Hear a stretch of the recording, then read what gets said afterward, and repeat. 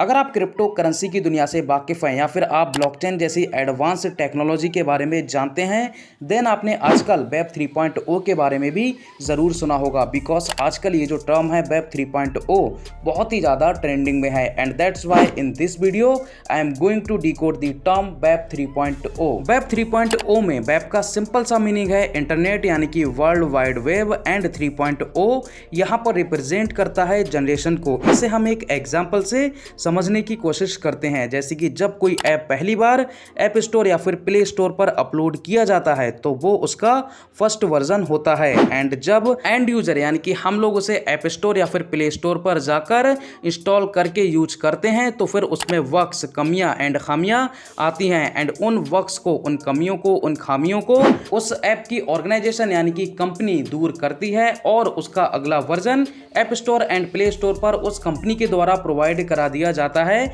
जहां से हम सिंपली जाकर उस ऐप को अपडेट कर लेते हैं एंड यही वर्क फ्लो आगे भी कंटिन्यू रहता है। यानी कि जब जब उस ऐप में कोई भी दिक्कत, कोई एरर, कोई कमी आती है तब तब उस ऐप की ऑर्गेनाइजेशन यानी कि कंपनी उन कमियों को दूर करके उससे अगला वर्जन प्रोवाइड करा देती हैं app store and play store पर, जहां से जाकर हम सिंपली उस ऐप को अपडेट कर लेते हैं एंड जो भी उस ऐप का मोस्ट रिसेंट वर्जन होता है वही सबसे एडवांस वर्जन कहलाता है। एंड इसी तरीके से वेब 3.0 भी वेब की यानी कि इंटरनेट की मोस्ट एडवांस्ड जनरेशन है। नाउ क्वेश्चन कम्स कि वेब 3.0 वेब की किन पुरानी कमियों को दूर करने वाला है एंड वेब 3.0 में ऐसा क्या आने वाला है जो कि अभी हमारी एग्जिस्टिंग वेब यानी कि जो इंटरनेट अभी हम यूज कर रहे हैं उसमें नहीं है। तो इसके लिए सबसे पहले हमें वेब की पुरानी जो जनरेशन्स हैं जैसे कि वेब 1.0 एंड वेब 2.0 उनके बारे में जानना होगा। So let's begin with web 1.0।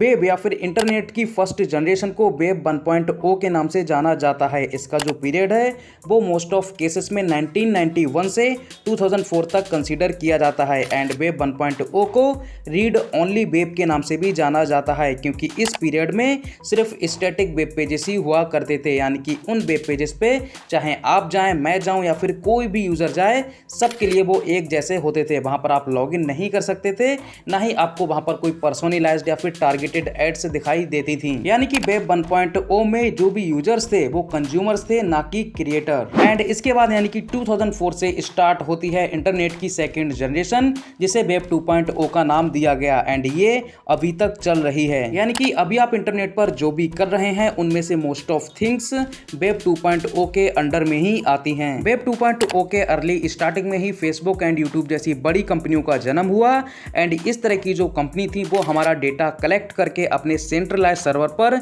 Store करने लगी एंड उसी के बेसिस पर हमें एक पर्सनलाइज्ड फीड दिखाई देने लगी। यानी कि जब हम लॉगिन करते हैं उसके बाद किस तरह की वीडियोस को हम एक्सेस कर रहे हैं, किस तरह की वीडियोस को हम यूट्यूब पर लाइक कर रहे हैं, किस तरह की वीडियोस पर हम कितना टाइम स्पेंड कर रहे हैं, ये सारा का सारा डेटा यूट्यूब या फिर फेसबुक के सर्वर पर स्टोर होता है एंड उसके बाद हमें उसी के अकॉर्डिंगली फीड दिखाई देती है। यानी कि अगर आप अपना फेसबुक अकाउंट या फिर यूट्यूब अकाउंट लॉगिन करेंगे देन आपको एक अलग फीड दिखाई देगी एज कंपेयर टू मैं या फिर कोई और अपना फेसबुक या फिर यूट्यूब अकाउंट लॉगिन करे तो उसको भी अलग अपनी फीड दिखाई देगी क्योंकि हम सबकी एक्टिविटी ऑन डिफरेंट प्लेटफॉर्म अलग अलग रहती हैं एंड ये सारा का सारा डेटा यूट्यूब या फिर फेसबुक के सेंट्रलाइज सर्वर पर स्टोर होता रहता है एंड उसी के बेसिस पर हमें फेसबुक एंड यूट्यूब एड्स भी दिखाते हैं। अब यहाँ तक तो फिर भी ठीक है, लेकिन कभी कभी ये बहुत बड़ी बड़ी कंपनी हमारी एक्टिविटी, हमारा डेटा सेल करती हैं थर्ड पार्टी कंपनीज के लिए ताकि थर्ड पार्टी कंपनीज हमें टारगेट कर पाएं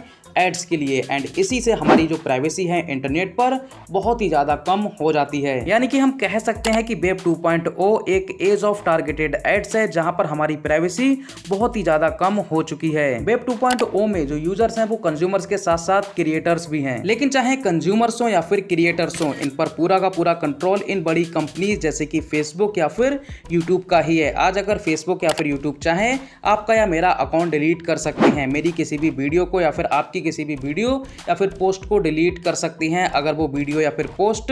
कम्युनिटी गाइडलाइंस के अगेंस्ट जाते हैं। सो इसी तरीके की प्रॉब्लम्स को दूर करने के लिए हमारे सामने आ रहा है वेब 3.0 का concept. So let's understand what exactly is web 3.0। So web 3.0 most probably blockchain पर आधारित होने वाला है एंड इसी वजह से ये पूरी की पूरी तरीके से डिसेंट्रलाइज्ड होने वाला है, यानी कि वेब 3.0 पर किसी एक बड़ी कंपनी या फिर किसी भी एक पर्सन का कोई कंट्रोल नहीं होगा। जैसे कि बिटकॉइन ब्लॉकचेन पर आधारित है एंड उसी वजह से वो पूरी ही तरीके से डिसेंट्रलाइज्ड है, यानी कि दुनिया की कोई भी गवर्नमेंट बिटकॉइन को कंट्रोल नहीं करती है। यानी कि वेब 3.0 में डेटा की ऑनरशिप यूजर की या फिर क्रिएटर की रहेगी। कोई बड़ी कंपनी या फिर कोई भी एक पर्सन यूजर के डेटा को डिलीट नहीं कर सकता, ना ही किसी वीडियो को या फिर पोस्ट को टेक डाउन कर सकता है। बट इसकी वजह से बहुत सारी प्रॉब्लम्स भी आएंगी, जैसे कि सोशल मीडिया पर हेटफुल स्पीच, हेटफुल पोस्ट या फिर इलीगल थिंग्स का पोस्ट होना एंड इस पर किसी का भी कोई भी कंट्रोल नहीं होगा। अगर यूजर जो क्रिएटर है जिसने उस वीडियो को